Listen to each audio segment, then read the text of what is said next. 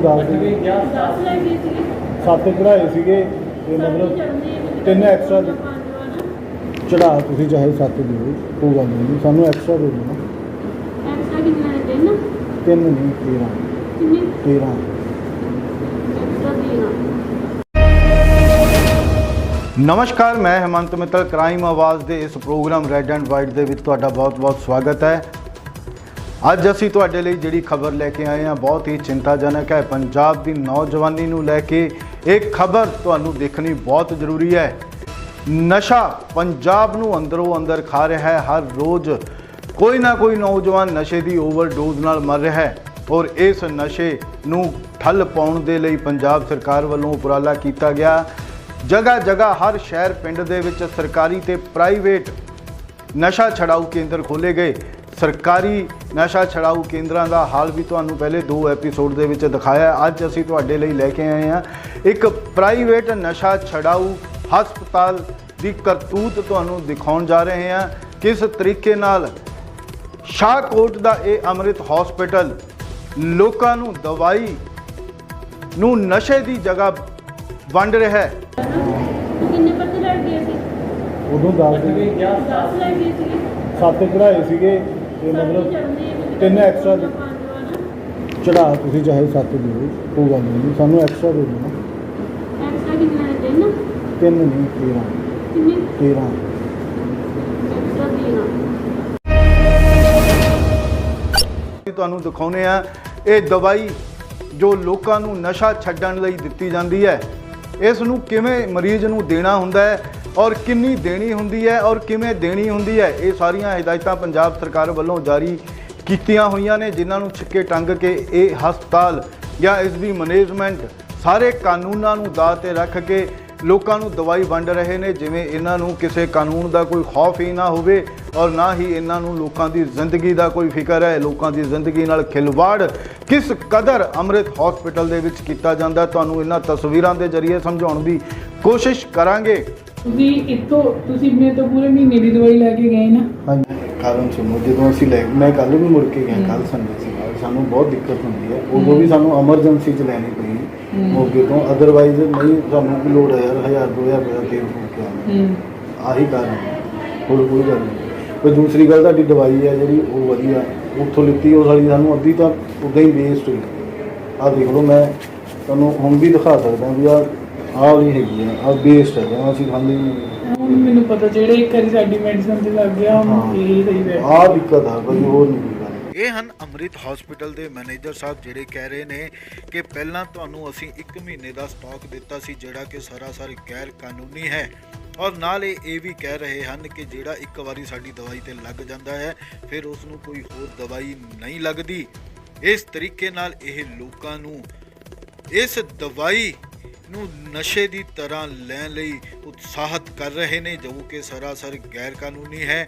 ਇਹ ਮੈਨੇਜਰ ਸਾਹਿਬ ਆਪ ਹੀ ਡਾਕਟਰ ਬਣੇ ਹੋਏ ਨੇ, ਆਪ ਹੀ ਕਾਉਂਸਲਰ ਬਣੇ ਹੋਏ ਨੇ ਔਰ ਸਾਨੂੰ ਇਹ ਕਿਵੇਂ ਧੋਖਾ ਕਰਨ ਲਈ ਕਹਿ ਰਹੇ ਨੇ ਇਹ ਵੀ ਤੁਹਾਨੂੰ ਅੱਗੇ ਇਸ ਚੀਜ਼ ਦੇ ਖੁਲਾਸੇ ਕਰਨ ਜਾ ਰਹੇ ਹਾਂ। ਤੁਸੀਂ ਦੇਖਿਆ ਔਰ ਸੁਣਿਆ ਕਿਵੇਂ ਆਪਣੀ ਮੁਨਾਫਾਖੋਰੀ ਲਈ ਲੋਕਾਂ ਦੀ ਜ਼ਿੰਦਗੀ ਨਾਲ ਖਿਲਵਾੜ ਕੀਤਾ ਜਾ ਰਿਹਾ ਹੈ। ਇਹ ਜੋ ਦਵਾਈ ਨਸ਼ਾ ਛਡਾਉਣ ਵਾਲੀ ਦਵਾਈ ਮਰੀਜ਼ ਨੂੰ ਦਿੱਤੀ ਜਾਂਦੀ ਹੈ, ਜਿਹੜੇ ਚਿੱਟਾ, ਫੀਮ, ਭੁੱਕੀ, ਸਮੈਕ ਜਾਂ ਐਸਾ ਕਿਸੇ ਵੀ ਤਰ੍ਹਾਂ ਦਾ ਨਸ਼ਾ ਕਰਦੇ ਨੇ, ਉਹਨਾਂ ਨੂੰ ਇਸ ਨਸ਼ੇ ਨੂੰ ਛੱਡਣ ਲਈ ਜੋ ਦਵਾਈ ਦਿੱਤੀ ਜਾਂਦੀ ਹੈ ਇਲਾਜ ਵੱਲੋਂ, ਉਸ ਦਵਾਈ ਨੂੰ ਡਾਕਟਰ ਦੀ ਦੇਖ ਰੇਖ ਤੋਂ ਬਿਨਾਂ ਨਹੀਂ ਦਿੱਤਾ ਜਾ ਸਕਦਾ। ਸਿਹਤ ਮੰਤਰਾਲੇ ਵੱਲੋਂ ਇਹ ਸਖਤ ਹਦਾਇਤਾਂ ਨੇ। ਇਸ ਦੇ ਨਾਲ ਨਾਲ ਹੋਰ ਵੀ ਹਦਾਇਤਾਂ ਨੇ ਜਿਹੜੀਆਂ ਜਾਰੀ ਕੀਤੀਆਂ ਗਈਆਂ ਨੇ। ਇਸ ਦਵਾਈ ਨੂੰ ਲੈਣ ਵਾਸਤੇ ਮਰੀਜ਼ ਜਦੋਂ ਆਉਂਦਾ ਹੈ ਤਾਂ ਪਹਿਲਾਂ ਮਰੀਜ਼ ਉਸ ਦੀ ਰਜਿਸਟ੍ਰੇਸ਼ਨ ਕੀਤੀ ਜਾਂਦੀ ਹੈ। ਉਸ ਦਾ ਆਧਾਰ ਕਾਰਡ, ਮੋਬਾਈਲ ਨੰਬਰ ਇੱਕ ਸਰਕਾਰੀ ਪ੍ਰਾਈਵੇਟ ਪੋਰਟਲ ਦੇ ਉੱਤੇ ਆਨਲਾਈਨ ਚੜਾਇਆ ਜਾਂਦਾ ਹੈ। ਉਸ ਦੀ ਆਈਡੀ ਬਣਾਈ ਜਾਂਦੀ ਹੈ। ਫਿਰ ਉਸ ਨੂੰ ਕਾਉਂਸਲਰ ਦੇ ਕੋਲ ਭੇਜਿਆ ਜਾਂਦਾ ਹੈ ਜਿੱਥੇ ਉਸ ਦੀ ਸਾਰੀ ਹਿਸਟਰੀ ਪੁੱਛੀ ਜਾਂਦੀ ਹੈ ਕਿ ਉਹ ਕਿਹੜਾ ਨਸ਼ਾ ਕਰਦਾ ਸੀ, ਕਿੰਨਾ ਨਸ਼ਾ ਕਰਦਾ ਸੀ, ਕਿੰਨੇ ਚਿਰ ਤੋਂ ਉਹ ਨਸ਼ਾ ਕਰਦਾ ਆ ਰਿਹਾ ਹੈ ਤੇ ਉਸ ਨੂੰ ਕੋਈ ਹੋਰ ਕਿਸੇ ਕਿਸਮ ਦੀ ਕੋਈ ਬਿਮਾਰੀ ਤਾਂ ਨਹੀਂ ਜਾਂ ਕੋਈ ਹੋਰ ਉਸ ਨਸ਼ੇ ਦੀ ਜਗ੍ਹਾ ਤੇ ਕੋਈ ਨਸ਼ੇ ਦੇ ਕਾਰਨ ਕੋਈ ਸਮੱਸਿਆ ਤਾਂ ਨਹੀਂ। ਫਿਰ ਉਸ ਦਾ ਸਾਰਾ ਰਿਕਾਰਡ ਤਿਆਰ ਕਰਕੇ ਉਸ ਦੀ ਫਾਈਲ ਤਿਆਰ ਕਰਕੇ ਡਾਕਟਰ ਤੱਕ ਪਹੁੰਚਾਇਆ ਜਾਂਦਾ ਹੈ। ਡਾਕਟਰ ਤੱਕ ਉਸ ਦੀ ਫਾਈਲ ਹੈ ਜਿਹੜੀ ਉਹ ਭੇਜੀ ਜਾਂਦੀ ਹੈ। ਡਾਕਟਰ ਉਸ ਦੀ ਸਾਰੀ ਹਿਸਟਰੀ ਨੂੰ ਚੈੱਕ ਕਰਨ ਤੋਂ ਬਾਅਦ ਉਸ ਦੀ ਸਾਰੀ ਰਿਪੋਰਟ ਦੇਖਣ ਤੋਂ ਬਾਅਦ ਉਸ ਨੂੰ ਦਵਾਈ ਹੈ ਜੋ ਉਹ ਜਾਰੀ ਕਰਦੇ ਆ, ਉਸ ਦੀ ਸਲਿੱਪ ਬਣਾ ਕੇ ਦਿੰਦੇ ਆ ਕਿ ਇਹਨਾਂ ਨੂੰ ਕਿੰਨੀ ਦਵਾਈ ਹੈ ਜਿਹੜੀ ਉਹ ਦਿੱਤੀ ਜਾ ਸਕਦੀ ਹੈ। ਡਾਕਟਰ ਦੀ ਸਲਿੱਪ ਤੋਂ ਬਿਨਾਂ, ਡਾਕਟਰ ਦੀ ਪ੍ਰਿਸਕ੍ਰਿਪਸ਼ਨ ਤੋਂ ਬਿਨਾਂ ਉਹ ਦਵਾਈ ਨੂੰ ਨਹੀਂ ਦਿੱਤਾ ਜਾ ਸਕਦਾ। ਔਰ ਇਹਨਾਂ ਸਾਰੀਆਂ ਹਿਦਾਇਤਾਂ ਨੂੰ ਛਿੱਕੇ ਟੰਗ ਕੇ ਅੰਮ੍ਰਿਤ ਹਸਪੀਟਲ ਸ਼ਾਹਕੋਟ ਦਵਾਈ ਦੇ ਰਿਹਾ। ਇਹਨਾਂ ਤਸਵੀਰਾਂ ਦੇ ਵਿੱਚ ਤੁਸੀਂ ਸਾਫ਼-ਸਾਫ਼ ਦੇਖ ਸਕਦੇ ਹੋ।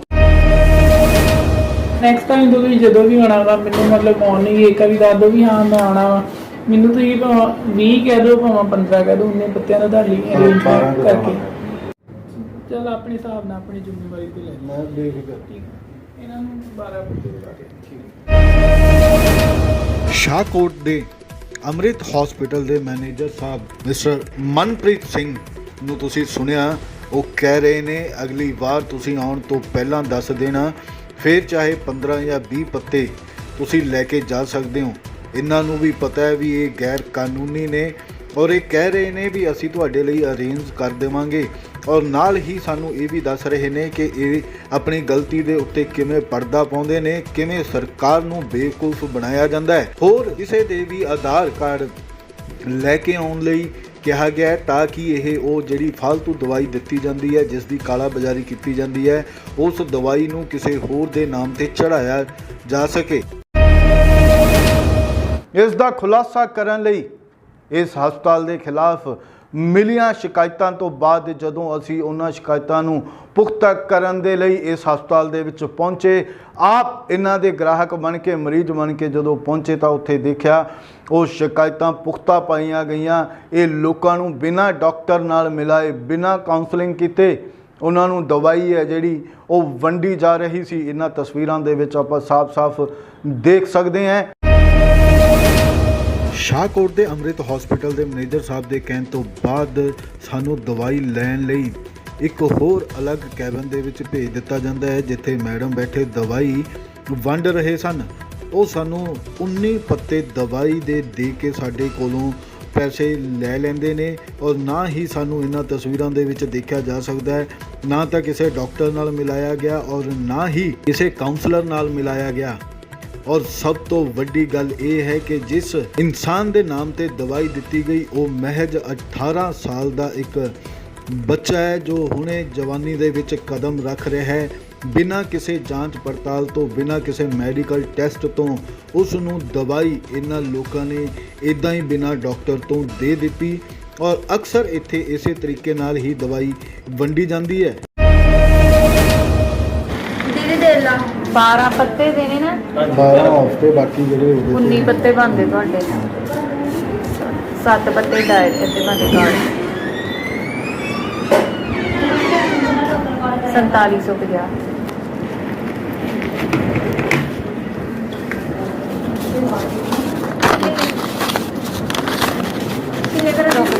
ਮਾਈਨਸ ਪਾ ਦੇਣਾ ਤੇ ਦੱਸ ਦਿਓ। नहीं एक देख ला 2 4 6 8 10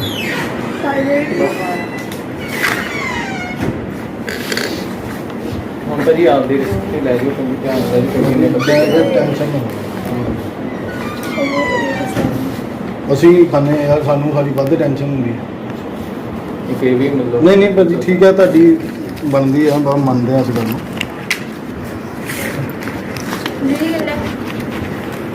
कोमल में लिखवानी है तेनों भाजी पत्ते के अंदर ਇਹ ਕਿੰਨੇ ਆ? 2 4 ये ऐसे लेके 2 8 10 ਹਾਂ 14 प्रिया 16 एक तो लिखा रुक जा प्रिया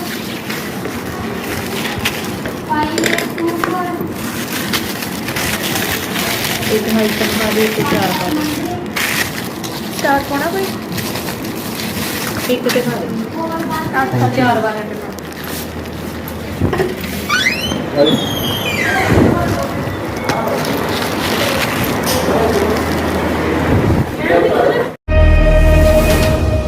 ਦੋ ਵਾਰ ਅਸੀਂ ਲਗਾਤਾਰ ਇਹਨਾਂ ਦੇ ਗ੍ਰਾਹਕ ਬਣ ਕੇ ਇਹਨਾਂ ਦੇ ਕੋਲ ਗਏ ਔਰ ਸਾਡੀ ਥੋੜੀ ਜੀ ਕੋਸ਼ਿਸ਼ ਤੋਂ ਬਾਅਦ ਇਹ ज़्यादा दवाई देने ਨੂੰ ਮੰਨ ਜਾਂਦੇ ਸੀ ਔਰ ਸਾਨੂੰ ਜ਼ਰੂਰਤ ਤੋਂ ਜ਼ਿਆਦਾ ਦਵਾਈ ਹੈ ਜਿਹੜੀ ਨਸ਼ੇ ਵਜੋਂ ਲੈਣ ਲਈ ਦੇ ਦਿੱਤੀ ਜਾਂਦੀ ਸੀ, ਜਿਹੜਾ ਕਿ ਸਰਾਸਰ ਗੈਰ ਕਾਨੂੰਨੀ ਹੈ।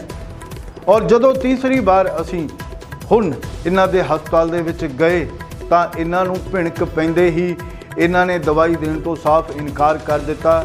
ਔਰ ਜਦੋਂ ਅਸੀਂ ਡਾਕਟਰ ਬਾਰੇ ਪੁੱਛਿਆ ਤਾਂ ਇਹਨਾਂ ਨੇ ਸਾਨੂੰ ਜਿਸ ਡਾਕਟਰ ਬਾਰੇ ਦੱਸਿਆ, ਉਹ ਡਾਕਟਰ ਨੂੰ ਹਸਪੀਟਲ ਜੁਆਇਨ ਕੀਤੇ ਸਿਰਫ 15 ਜਾਂ 16 ਦਿਨ ਹੀ ਹੋਏ ਸੀ। ਉਹਨਾਂ ਡਾਕਟਰਸ ਨੇ ਕਿਹਾ ਕਿ ਮੈਂ ਤਾਂ 16 ਅਗਸਤ ਨੂੰ ਹੀ ਜੁਆਇਨ ਕੀਤਾ ਹੈ। ਇਸ ਦਾ ਮਤਲਬ ਉੱਥੇ ਇਸ ਤੋਂ ਪਹਿਲਾਂ ਡਾਕਟਰ ਨਹੀਂ ਸੀ, ਅਗਰ ਸੀ ਤਾਂ ਸਿਰਫ ਔਰ ਸਿਰਫ ਕਾਗਜ਼ਾਂ ਵਿੱਚ ਸੀ ਔਰ ਨਾ ਹੀ ਕਾਉਂਸਲਰ ਸੀ। ਕਾਉਂਸਲਰ ਦੇ ਬਾਰੇ ਜਦੋਂ ਪੁੱਛਿਆ ਗਿਆ ਤਾਂ ਕਾਉਂਸਲਰ ਨੇ ਵੀ ਇਹੀ ਜਵਾਬ ਦਿੱਤਾ, ਉਹ ਵੀ ਕੁਝ ਕੁ ਦਿਨ ਪਹਿਲਾਂ ਹੀ ਇਸ ਹਸਪਤਾਲ ਦੇ ਵਿੱਚ ਆਇਆ ਹੈ ਔਰ ਉਸ ਕਾਉਂਸਲਰ ਦੇ ਕੋਲ ਨਾ ਤਾਂ ਕੋਈ ਕੰਪਿਊਟਰ ਸੀ, ਨਾ ਹੀ ਉਸ ਦੇ ਕੋਲ ਕੋਈ ਆਈਡੀ ਸੀ, ਜਿਹੜਾ ਕਿ ਗੈਰ ਕਾਨੂੰਨੀ ਤਰੀਕੇ ਨਾਲ ਸਿਰਫ ਇੱਕ ਖਾਨਾ ਪੂਰਤੀ ਲਈ ਉੱਥੇ ਬਿਠਾਇਆ ਗਿਆ ਸੀ। 19 ਅਗਸਤ ਤੋਂ ਤੁਸੀਂ ਇੱਥੇ ਆਏ ਹੋ ਜੀ ਐਜ਼ ਆ ਕਾਉਂਸਲਰ। ਉਸ ਤੋਂ ਪਹਿਲੇ ਕਿੱਥੇ ਕੰਮ ਕਰਦੇ ਸੀ?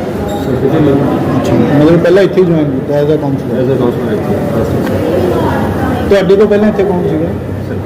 ਨਹੀਂ, ਕਿੱਥੋਂ ਤੁਸੀਂ? ਮੈਂ ਸਰ ਮਲੇਰਕੋਟਲੇ ਤੋਂ। ਮਲੇਰਕੋਟਲੇ। ਕੀ ਨਾਮ ਹੈ ਤੁਹਾਡਾ? ਮੁਹੰਮਦ ਅਲੀ।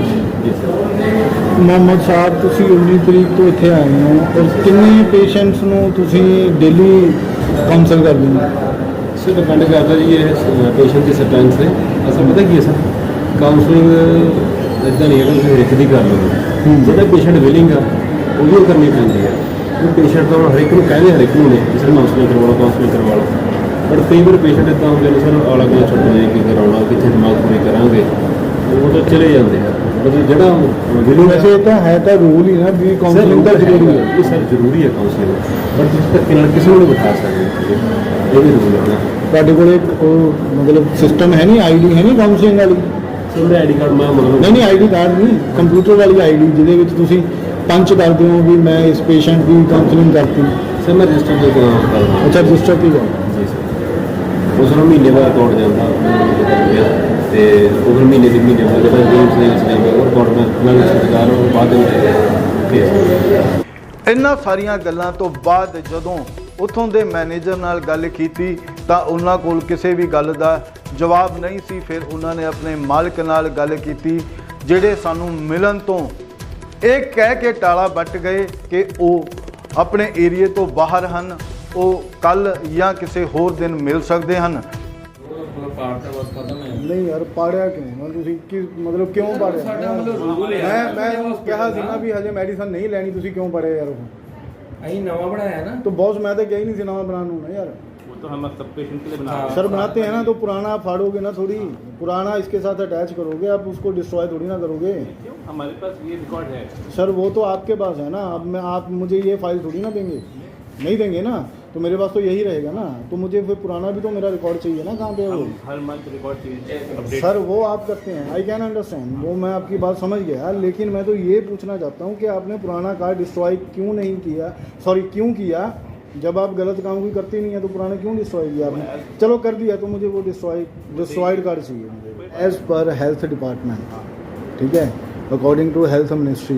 कोई भी पेशेंट आता है उसको डॉक्टर चेक करता है, उसकी ब्रीफ हिस्ट्री लेता है, उसके बाद उसका टेस्ट होता है। चलो वो आप कह रहे हैं कि ज़रूरी नहीं है, चलो मैं वो मान रहा हूँ। उसके बाद उसको मेडिसिन प्रिस्क्राइब की जाती है, ठीक है, और उसकी काउंसलिंग की जाती है, ठीक है, उसके बाद उसको मेडिसिन दी जाती है।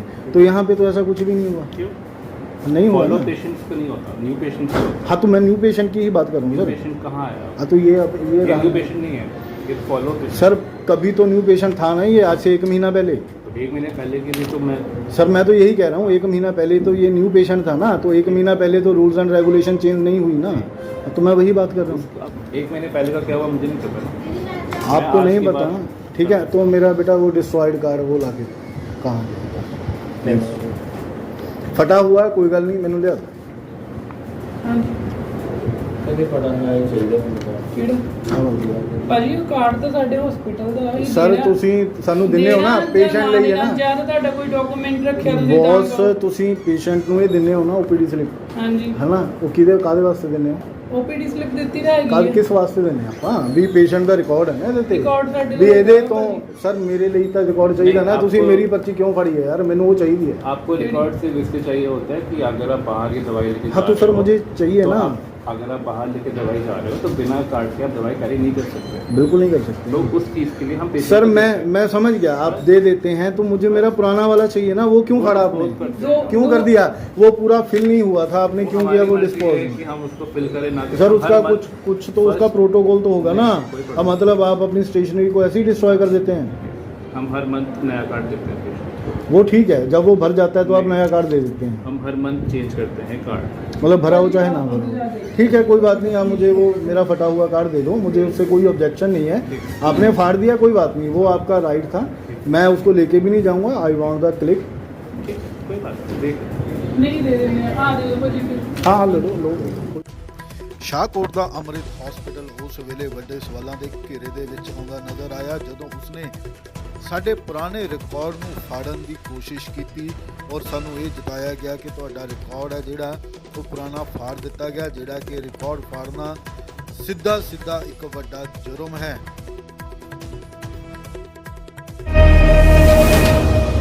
ਹੁਣ ਸਾਡੀ ਸਰਕਾਰ ਨੂੰ ਤੇ ਸਿਹਤ ਮੰਤਰਾਲੇ ਸਿਹਤ ਵਿਭਾਗ ਨੂੰ ਇੱਕ ਬੇਨਤੀ ਹੈ ਕਿ ਇਹੋ ਜਿਹੇ ਹਸਪਤਾਲ ਦੇ ਉੱਤੇ ਸਖਤ ਤੋਂ ਸਖਤ ਕਾਰਵਾਈ ਕਰਕੇ ਲੋਕਾਂ ਦੀ ਜ਼ਿੰਦਗੀ ਨਾਲ ਖਿਲਵਾੜ ਹੋਣ ਤੋਂ ਬਚਾਇਆ ਜਾਣਾ ਬਹੁਤ ਜ਼ਰੂਰੀ ਹੈ।